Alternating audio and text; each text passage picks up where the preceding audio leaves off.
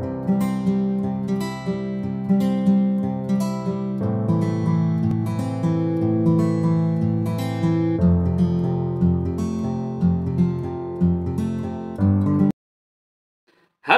saya Staresto, saya Pandit Tarkam.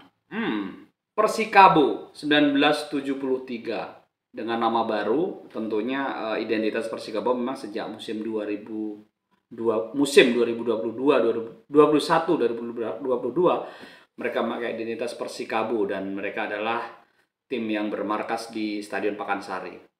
Musim ini mereka melakukan ya perombakan tapi hampir hampir tidak signifikan kecuali pos penjaga gawang pos pemain asing dan pelatihan.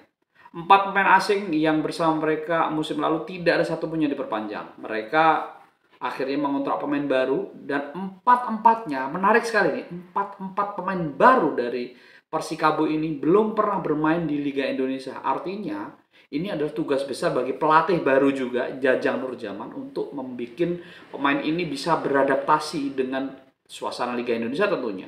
Mereka keempat-empatnya dari Brazil. Ada pemain saya urutan dari belakang ada Lucas Gama, pemain bertahan. Lalu di tengah ada Renan Farias dari Brazil juga sama dengan Lucas Gama. Renan Farias ini saya cek dulu ya, sebelumnya dia bermain di uh, klub dari Malta. Jadi dia bermain di rata-rata di klub Eropa, belum pernah bermain di Asia dan ini pengalaman pertama dia bermain di Asia. Lalu ada juga pemain Brazil lagi namanya Gustavo Tocantins. Nama lengkapnya adalah Gustavo Henrique Barbosa Freire. Ini pemain juga belum pernah bermain di luar di Asia. Dia bermain terakhir di Anadia di Portugal. Ini pemain yang Gustavo Tocantins ini pernah bermain di U15 dan U17-nya Brazil. Dia cukup punya referensi bagus sebagai pemain depan. Lalu ada satu lagi pemain dari Jepang yang dikontrak Persikabo. Dia adalah pemain lini tengah dan ini melengkapi kuota Asia mereka, bernama Katsuyoshi Kamishima. Sedangkan pemain-pemain lokal mereka mempertahankan duet kiper mereka yang cukup tangguh, yaitu yang juga langganan Sintayong di timnas senior, yaitu Sahrul Tisna Fadila, jaga gawang yang cukup tangguh. Lalu masih ada Teddy Heri Setiawan. Lalu masih ada Diki Indrayana di pos kiper. Di pemain belakang mereka masih ada Andi Setio yang sering sekali menjadi kapten tim.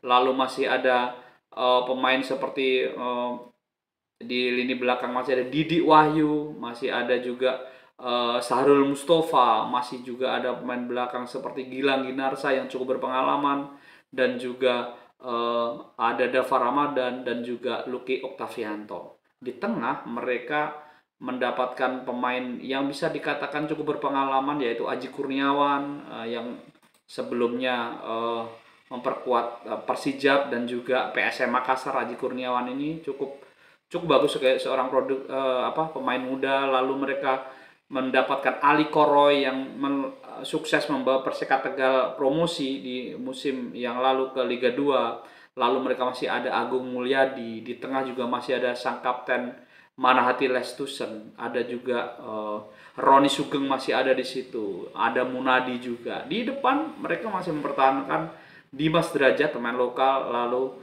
mereka juga mendapatkan striker yang sempat hilang dari peredaran, yaitu Yandi Sofran Munawar. Tetapi bagaimana peluang dari Persikabo? Menurut saya Persikabo justru akan menarik. Kita tahu Persikabo dari 2017 tidak pernah beranjak dari posisi yang menyenangkan gitu, selalu di luar 10 besar. 2017 dengan nama PSTNI mereka di posisi 12, 2018 dengan nama PS Tira mereka di posisi 15, posisi aman terakhir dari degradasi. Begitu juga posisi 2019 dengan nama Tira Persikabo mereka juga di posisi 15, titik aman terakhir. Musim lalu mereka sedikit naik dan berada di posisi 10. Nah, apakah dengan Jajang Nurjaman di Liga 1 2022-2023 ini bisa naik? Saya mengatakan bahwa mereka berada di posisi 10 besar seperti musim lalu, peluangnya sangat besar. Tetapi mereka juga hati-hati jangan sampai tergelincir ke bawah karena konsistensi permainan ini yang paling penting. Dan yang jadi catatan saya adalah ini pemain baru, pelatih baru. Saya menaruh sedikit harapan Persikabo ini akan menjadi tim yang mengejutkan.